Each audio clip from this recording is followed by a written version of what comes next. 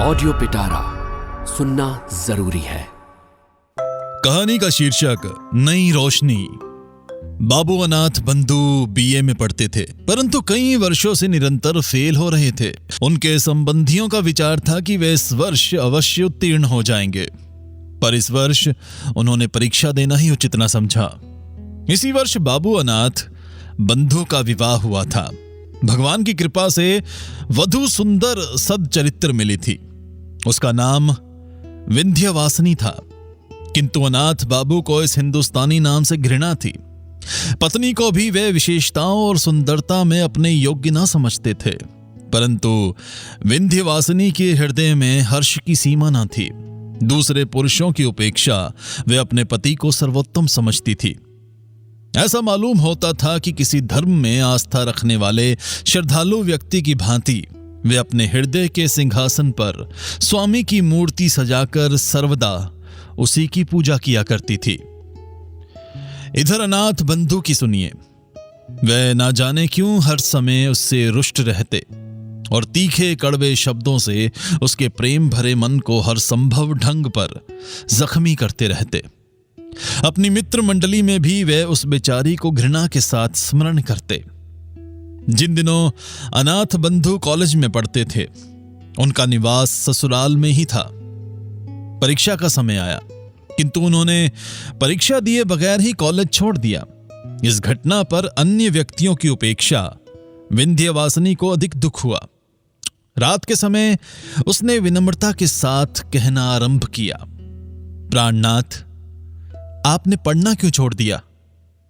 थोड़े दिनों का कष्ट सह लेना कोई कठिन बात न थी। पढ़ना लिखना कोई बुरी बात तो नहीं है।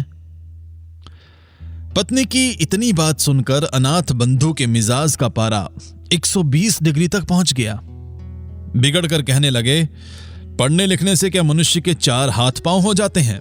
जो व्यक्ति पढ़ लिखकर अपना स्वास्थ्य खो बैठते हैं, उनकी दशा अंत में बहुत बुरी होती है। पति का उत्तर सुनकर विंध्यवासिनी ने इस प्रकार स्वयं को सांत्वना दी। जो मनुष्य गधे या बैल की भांति कठिन परिश्रम करके किसी न किसी प्रकार सफल भी हो गए, परंतु कुछ न बन सके, तो फिर उनका सफल होना ना होना बराबर है। इसके दूसरे दिन पड़ोस में रहने वाली सहेली कमला विंध्यवासिनी को एक समाचार सुनाने आई। उसने कहा, आज हमारे भाई बीए की परीक्षा में उत्तीर्ण हो गए। उनको बहुत कठिन परिश्रम करना पड़ा, किंतु भगवान की कृपा से परिश्रम सफल हुआ। कमला की बात सुनकर विंध्या ने समझा कि पति की हंसी उड़ाने को कह रही है। वह सहन कर गई और दबी आवाज से कहने लगी, बहन, मनुष्य के लिए बीए पास कर लेना कोई कठिन बात नहीं, परंतु बीए पास कर लेने से होता क्या है? विदेशों में लोग बीए और एमए पास व्यक्तियों को घृणा की दृष्टि से देखते हैं। विंध्यवासिनी ने जो बातें कमला से कही थी, वह सब उसने अपने पति से सुनी थी। नहीं तो उस बेचारी को विलायत का हाल क्या मालूम था। कमला आई तो भी हर्ष का समाचार सुनाने, किंतु अपनी प्रिय सहेली के मुख से ऐसे शब्द सुनकर उसको बहुत दुख हुआ। परंतु समझदार लड़की थी, उसने अपने हृदयगत भाव प्रकट न होने दिए। उल्टा विनम्र होकर बोली, बहन, मेरा भाई तो विलायत गया ही नहीं, और ना मेरा विवाह ऐसे व्यक्ति से हुआ है जो विलायत होकर आया हो, इसलिए विलायत का हाल मुझे कैसे मालूम हो सकता है। इतना कहकर कमला अपने घर चली गई, किंतु कमला का विनम्र स्वर होते हुए भी ये बातें विंध्या को अत्यंत कटु प्रतीत हुई। वह उनका उत्तर तो क्या देती, हाँ, एकांत में बैठकर रोने लगी। इसके कुछ दिनों पश्चात एक अजीब घटना घटित हुई, जो विशेषतः वर्णन करने योग्य है। कलकत्ता से एक धनवान व्यक्ति, जो विंध्य के पिता राजकुमार के मित्र थे, अपने कुटुंब सहित आए और राजकुमार बाबू के घर अतिथि बनकर रहने लगे। क्योंकि उनके साथ कई आदमी और नौकर चाकर थे, इसलिए जगह बनाने को राजकुमार बाबू ने अनाथ बंधु वाला कमरा भी उनको सौंप दिया और अनाथ बंधु के लिए एक और छोटा सा कमरा साफ कर दिया। ये बात अनाथ बंधु को बहुत बुरी लगी। तीव्र क्रोध की दशा में वे विंध्यवासिनी के पास गए और ससुराल की बुराई करने लगे। साथ ही साथ उस निरपराधनी को 2-4 बातें सुनाई। विंध्य बहुत व्याकुल और चिंतित हुई, किंतु वह मूर्ख न थी। उसके लिए अपने पिता को दोषी ठहराना योग्य न था, किंतु पति को कह सुनकर ठंडा किया। इसके बाद एक दिन अवसर पाकर उसने पति से कहा कि अब यहां रहना ठीक नहीं, आप मुझे अपने घर ले चलिए। इस स्थान पर रहने में सम्मान नहीं है। अनाथ बंधु परले सिरे से घमंडी व्यक्ति थे। उनमें दूरदर्शिता की भावना बहुत कम थी। वे अपने घर पर कष्ट से रहने की उपेक्षा उन्होंने ससुराल का अपमान सहना अच्छा समझा, इसलिए आनाकानी करने लगे। किंतु विंध्यवासिनी ना मानी और कहने लगी, यदि आप जाना नहीं चाहते तो मुझे अकेली भेज दीजिए, कम से कम मैं ऐसा अपमान सहन नहीं कर सकती। इस पर अनाथ बंधु विवश हो घर जाने को तैयार हो गए। चलते समय माता पिता ने विंध्य से कुछ दिनों और रहने के लिए कहा, किंतु विंध्य ने कुछ उत्तर न दिया। यह देखकर माता पिता के हृदय में शंका हुई। उन्होंने कहा, बेटी विंध्य, यदि हमसे कोई ऐसी वैसी बात हुई हो तो उसे भुला देना। बेटी ने नम्रतापूर्वक पिता के मुंह की ओर देखा, फिर कहने लगी, पिताजी, हम आपके ऋण से कभी ऋण नहीं हो सकते। हमारे दिन सुख से बीते। और कहते कहते विंध्य का गला भर आया, आंखों से आंसू से बहने लगे। इसके पश्चात उसने हाथ जोड़कर माता पिता से विदा चाही और सबको रोता हुआ छोड़कर पति के साथ चल दी। कलकत्ता के धनवान और ग्रामीण जमींदारों में बहुत बड़ा अंतर है। जो व्यक्ति सर्वदा नगर में रहा हो उसे गांव में रहना अच्छा नहीं लगता, किंतु विंध्य ने पहली बार नगर से बाहर कदम रखने पर भी किसी प्रकार का कष्ट प्रकट न किया, बल्कि ससुराल में हर प्रकार से प्रसन्न रहने लगी। इतना ही नहीं, उसने अपनी नारी सुलभ चतुरता से बहुत शीघ्र अपनी सास का मन मोह लिया। ग्रामीण स्त्रियां उसके गुणों को देखकर प्रसन्न होती थी, परंतु सब कुछ होते हुए भी विंध्य प्रसन्न न थी। अनाथ बंधु के 3 भाई और थे, 2 छोटे, 1 बड़ा। बड़े भाई परदेश में 50 रुपए के नौकर थे, जिससे अनाथ बंधु के घर बार का खर्चा चल जाता था। छोटे भाई अभी स्कूल में पढ़ते थे। बड़े भाई की पत्नी श्यामा को इस बात का घमंड था कि उसके पति की कमाई से सबको रोटी मिलती है, इसलिए वह घर के कामकाज को हाथ तक न लगाती थी। इसके कुछ दिनों पश्चात बड़े भाई छुट्टी लेकर घर आए। रात को श्यामा ने पति से भाई और भौजाई की शिकायत की। पहले तो पति ने उसकी बातों को हंसी में उड़ा दिया, परंतु जब उसने कई बार कहा तो उन्होंने अनाथ बंधु को बुलाया और कहने लगे, भाई 50 रुपए में हम सबका गृहस्थ नहीं चल सकता, अब तुमको भी नौकरी की चिंता करनी चाहिए। ये शब्द उन्होंने बड़े प्यार से कहे थे, परंतु अनाथ बंधु बिगड़कर बोले, भाई साहब, 2 मुट्ठी भर अन्न के लिए आप इतने रुष्ट होते हैं। नौकरी तलाश करना कोई बड़ी बात नहीं, किंतु हमसे किसी की गुलामी नहीं हो सकती। इतना कहकर वे भाई के पास से चले गए। इन्हीं दिनों गांव के स्कूल में 3rd मास्टर का स्थान खाली हुआ था। अनाथ बंधु की पत्नी और उनके बड़े भाई ने उस स्थान पर उनसे काम करने के लिए बहुत कहा, किंतु उन्होंने ऐसी तुच्छ नौकरी स्वीकार न की। अब तो अनाथ बंधु को केवल विलायत जाने की धुन समाई हुई थी। एक दिन अपनी पत्नी से कहने लगे, देखो, आजकल विलायत गए बिना मनुष्य का सम्मान नहीं होता और ना अच्छी नौकरी मिल सकती है, इसलिए हमारा विलायत जाना आवश्यक है। तुम अपने पिता से कहकर कुछ रुपया मंगा दो तो हम चले जाएं।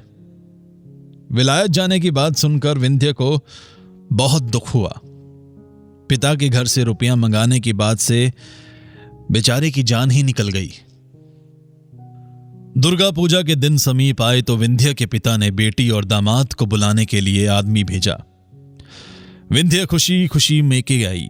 मां ने बेटी और दामाद को रहने के लिए अपना कमरा दे दिया। दुर्गा पूजा की रात को ये सोचकर कि पति ना जाने कब वापस आए, विंध्य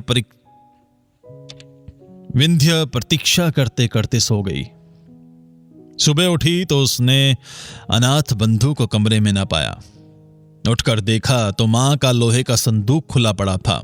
सारी चीजें इधर उधर बिखरी पड़ी थी और पिता का छोटा कैश बॉक्स जो उसके अंदर रखा था गायब था। विंध्य का हृदय धड़कने लगा। उसने सोचा कि जिस बदमाश ने चोरी की है उसी के हाथों पति को भी हानि पहुंची है, परंतु थोड़ी देर बाद उसकी दृष्टि एक कागज के टुकड़े पर जा पड़ी।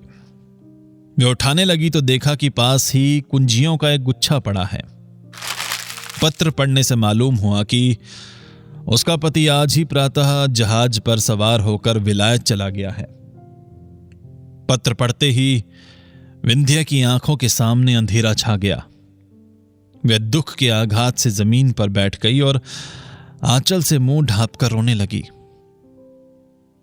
आज सारे बंगाल में खुशियां मनाई जा रही थी, किंतु विंध्या के कमरे का दरवाजा अब तक बंद था। इसका कारण जानने के लिए विंध्या की सहेली कमला ने दरवाजा खटखटाना आरंभ किया, किंतु अंदर से कोई उत्तर न मिला। तो वे दौड़कर विंध्या की मां को बुला लाई। मां ने बाहर खड़ी होकर आवाज दी, विंध्या, अंदर क्या कर रही है? दरवाजा तो खोल बेटी। मां की आवाज पहचान कर विंध्या ने झट आंसुओं को पोंछ डाला और कहा, माताजी, पिताजी को बुला लो। इससे मां बहुत घबराई, अतः उसने तुरंत पति को बुलवाया। राजकुमार बाबू के आने पर विंध्या ने दरवाजा खोल दिया और माता पिता को अंदर बुलाकर फिर दरवाजा बंद कर लिया। राजकुमार ने घबराकर पूछा, विंध्या क्या बात है, तू रो क्यों रही है? यह सुनते ही विंध्या पिता के चरणों में गिर पड़ी और कहने लगी, पिताजी, मेरी दशा पर दया करो, मैंने आपका रुपया चुराया है। राजकुमार आश्चर्यचकित रह गए। उसी हालत में विंध्या ने फिर हाथ जोड़कर कहा, पिताजी, इस अभागिन का अपराध क्षमा कीजिए। स्वामी को विलायत भेजने के लिए मैंने ये नीच कर्म किया है। अब राजकुमार को बहुत क्रोध आया। डांट कर बोला, दुष्ट लड़की, यदि तुझको रुपए की आवश्यकता थी तो हमसे क्यों ना कहा? विंध्या ने डरते डरते उत्तर दिया, पिताजी, आप उनको विलायत जाने के लिए रुपया ना देते। ध्यान देने योग्य बात है कि जिस विंध्या ने कभी माता पिता से रुपए पैसे के लिए विनती तक ना की थी, आज वह पति के पाप को छिपाने के लिए चोरी का इल्जाम अपने ऊपर ले रही है। विंध्यवासिनी पर चारों ओर से घृणा की बौछारें होने लगी। बेचारी सब कुछ सुनती रही, किंतु मौन थी। तीव्र क्रोधावेश की दशा में राजकुमार ने बेटी को ससुराल भेज दिया। इसके बाद समय बीतता गया, किंतु अनाथ बंधु ने विंध्या को कोई पत्र न लिखा और ना अपनी मां की ही कोई सुध-बुध ली। पर जब आखिरकार सब रुपए जो उनके पास थे खर्च हो गए, तो बहुत ही घबराए और विंध्या के पास एक तार भेजकर तकाजा किया। विंध्या ने तार पाते ही अपने बहुमूल्य आभूषण बेच डाले और उनसे जो मिला वे अनाथ भाबू को भेज दिया। अब क्या था, जब कभी रुपयों की आवश्यकता होती वे झट विंध्या को लिख देते और विंध्या से जिस तरह बन पड़ता, अपने रहे सहे आभूषण बेचकर उनकी आवश्यकताओं को पूरा करती रहती। यहां तक कि बेचारी गरीब के पास कांच की 2 चूड़ियों के सिवाय कुछ भी शेष न रहा। अब अभागी विंध्या के लिए संसार में कोई सुख शेष न रहा था। संभव था कि वह किसी दिन दुखी हालत में आत्महत्या कर लेती, किंतु वह सोचती कि मैं स्वतंत्र नहीं, अनाथ बंधु मेरे स्वामी हैं। इसलिए कष्ट सहते हुए भी वह जीवन के दुख उठाने पर विवश थी।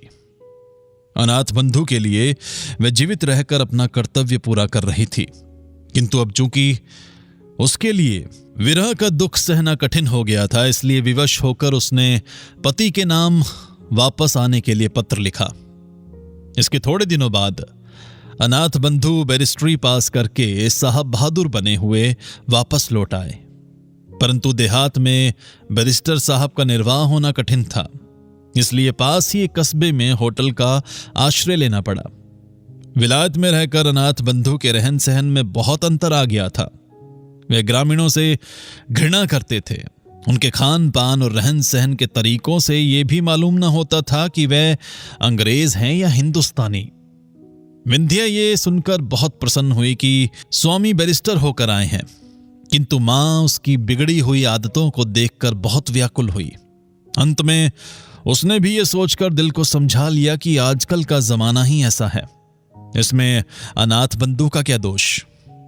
इसके कुछ समय पश्चात एक बहुत ही दर्द से भरी घटना घटित हुई। बाबू राजकुमार अपने कुटुंब सहित नाव पर सवार होकर कहीं जा रहे थे कि सहसा नौका जहाज से टकराकर गंगा में डूब गई। राजकुमार तो किसी प्रकार बच गए, किंतु उनकी पत्नी और पुत्र का कहीं पता न लगा। अब उनके कुटुंब में विंध्य के सिवाय कोई दूसरा शेष न रहा था। इस दुर्घटना के पश्चात एक दिन राजकुमार बाबू विकल अवस्था में अनाथ बंधु से मिलने आए। दोनों में कुछ देर तक बातचीत होती रही। अंत में राजकुमार ने कहा, जो कुछ होना था सो हुआ। अब प्रायश्चित करके अपनी जाति में सम्मिलित हो जाना चाहिए, क्योंकि तुम्हारे सिवाय अब दुनिया में हमारा कोई नहीं। बेटा या दामाद, जो कुछ भी हो, अब तुम हो। अनाथ बंधु ने प्रायश्चित करना स्वीकार कर लिया। पंडितों से सलाह ली गई तो उन्होंने कहा, यदि इन्होंने विलायत में रहकर मांस नहीं खाया है तो इनकी शुद्धि वेद मंत्रों द्वारा की जा सकती है। ये समाचार सुनकर विंध्य हर्ष से फूली न समाई और अपना सारा दुख भूल गई। आखिर एक दिन प्रायश्चित की रस्म अदा करने के लिए निश्चित किया गया। बड़े आनंद का समय था। जहूं और वेद मंत्रों की गूंज सुनाई देती थी। प्रायश्चित के पश्चात ब्राह्मणों को भोजन कराया गया और इसके परिणाम स्वरूप बाबू अनाथ बंधु नए सिरे से बिरादरी में सम्मिलित कर लिए गए।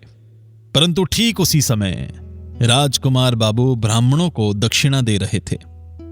एक नौकर ने कार्ड लिए हुए घर में प्रवेश किया और राजकुमार से कहने लगा, बाबूजी, एक मेम आई है। मेम का नाम सुनते ही राजकुमार बाबू चकराए। कार्ड पढ़ा। उस पर लिखा था, मिसेस अनाथ बंधु सरकार। इससे पहले कि राजकुमार बाबू हां या ना में कुछ उत्तर देते, एक गोरे रंग की यूरोपियन युवती खटखट करती अंदर आ उपस्थित हुई। पंडितों ने उसे देखा तो दक्षिणा लेनी भूल गए। घबराकर जिधर जिसके सिंह समाये निकल गए। इधर मेम साहिबा ने जब अनाथ बंधु को ना देखा तो बहुत विकल हुई और उनका नाम ले लेकर आवाजें देने लगी। इतने में अनाथ बंधु कमरे से बाहर निकले। उन्हें देखते ही मेम साहिबा माय डियर कहकर झट से उनसे लिपट गई। ये दशा देखकर घर के पुरोहित भी अपना बोरिया बंधना संभाल कर विदा हो गए। उन्होंने पीछे मुड़कर भी ना देखा। ऑडियो पिटारा सुनना जरूरी है।